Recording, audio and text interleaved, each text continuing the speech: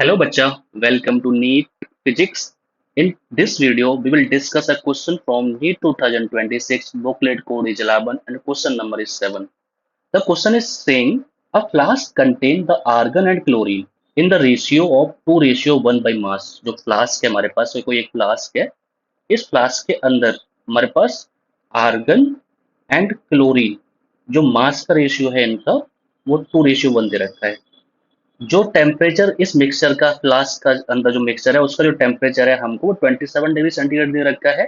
The ratio of root mean square speed of the molecules of the two gases जो हमारे पास argon chlorine जो है उनकी जो रूट मीन स्क्वायर स्पीड होगी उनके मॉलिक्यूल्स की उसका रेशियो हमें बताना है हमें atomic mass of the argon दे रखा है 40 mu molecular mass of the chlorine दे रखा है हमको 70 mu ठीक है बच्चा I hope you got the question हमें पूछा क्या गया है मैं पूछा गया है आरएमएस स्पीड आरएमएस स्पीड होती क्या है बच्चा मान लो हमारे पास कोई एक गैस है इस गैस के अंदर बहुत सारे मॉलिक्यूल्स होंगे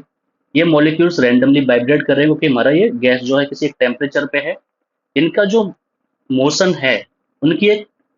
काइनेटिक एनर्जी होगी बच्चा उनकी क्या होगी एक स्पीड होगी काइनेटिक एनर्जी होगी उनकी जिसकी वजह से उनकी एक स्पीड होगी उस स्पीड का अगर मैं स्क्वायर ले लूं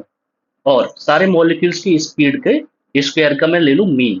ठीक है मीन पे लगा दूं मैं रूट तो वहां से हमारी पूरे गैस के मॉलिक्यूल्स की या गैस के जो पार्टिकल्स हैं उनकी क्या आ जाएगी एक इस एवरेज स्पीड आ जाएगी उसी स्पीड को हमने बोला है आरएमएस स्पीड ठीक है जो कि मोस्ट एक्यूरेट स्पीड होती है किसी भी गैस की ठीक है तो जो V R M S speed है हमारी बच्चा वो होती है हमारी रूट में 3 RT/m ठीक है डायरेक्टली हमको पता होना चाहिए यहाँ पर जो आर है हमारा बच्चा this is the universal gas constant क्या है बच्चा ये यूनिवर्सल गैस कांस्टेंट है टी है this is the temperature of gas जो भी गैस है हमारी उसका temperature and M M is the molar mass molar mass है हमारा बच्चा ठीक है ये तीनों चीज आपको पता चल गई वी आर एम एस हमको निकालना है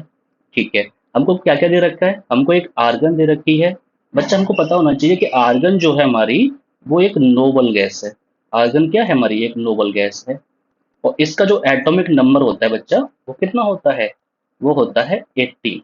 ठीक है और it is a noble gas तो it found in the nature in the independent form तो इंडिपेंडेंट फॉर्म में मिलती है तो इसका जो हमारा मॉलिक्यूलर मास है एटॉमिक मास है वो सेम ही रहता है हमारा तो इसका जो मॉलिक्यूलर मास है मोलर मास है एटॉमिक मास जो इसका सब सेम ही रहेगा जो कि मैंने दे रखा है 40 AMU या फिर हम लोग इसी को ही बोल सकते हैं 40 ग्राम पर मोल ठीक है बच्चा हमें दूसरा दे रखा है क्लोरीन क्लोरीन जो हमारी नेचर में है वो हमारा Cl2 के फॉर्म में मिलती है हमको और क्लोरीन का जो एटॉमिक नंबर होता है हमारा वो होता है हमारा 17 ठीक है 17 is the atomic number of the chlorine Cl का ठीक है ओके तो इसका जो मॉलिक्यूलर मास होगा बच्चा इसका जो मॉलिक्यूलर मास होगा जो कि हमें दे रखा है 70 AMU या फिर इसको बोल सकते हैं हम लोग 70 ग्राम पर मोल ठीक है बच्चा ओके यहाँ से हमारा जो वी आर एम एस ये जो आया है मैं अगर इसको एक्सपेंड करूँ बच्चा तुम्हारे लिए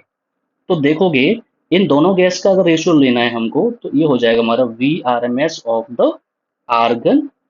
to the V R M S of the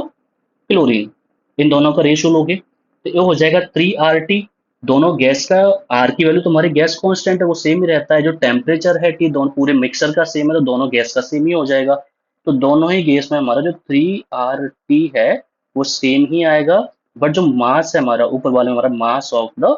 argon आएगा ये मास कौन सा बच्चा ये दिस इज द मॉलिक्यूलर मास या मोलर मास ठीक है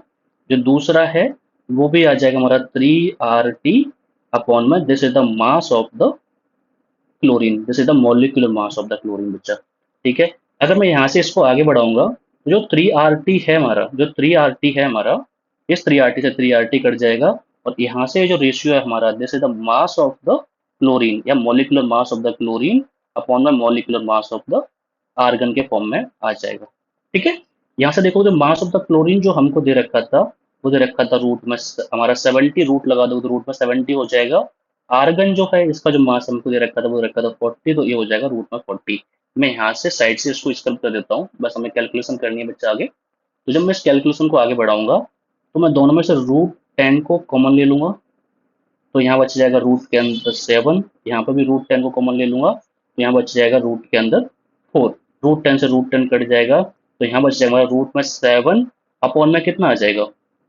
2, और this is the unitless. तो हमारा बच्चा जो इसका जो आंसर है हमारा, A is the correct option. I hope you got this question बच्चा।